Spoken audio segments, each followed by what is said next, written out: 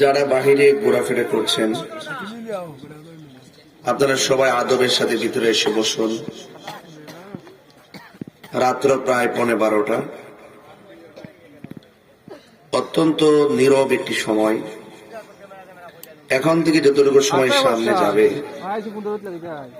12টার পরে যে সময়টা, এই সময়টা আল্লাহর ওলিদের বিচরণের সময়। এই সময়টার ভিতরে পীর সাধকগণ গভীরভাবে আল্লাহ পাকের দিকে তারা মুতাওয়াজ্জহ হতেন। আর এমন একটি সময় আমাকে এমন একটি বিষয় দিয়েছেন, যে বিষয়টা যদি আপনার হৃদয়ে ধারণ করেন, তাহলে আমি বিশ্বাস করি আপনারা বান্দা থেকে আল্লাহর বন্ধু হয়ে যাবেন। সেই বিষয়টি হলো তাকওয়া। সেই বিষয়টি কি? তাকওয়া।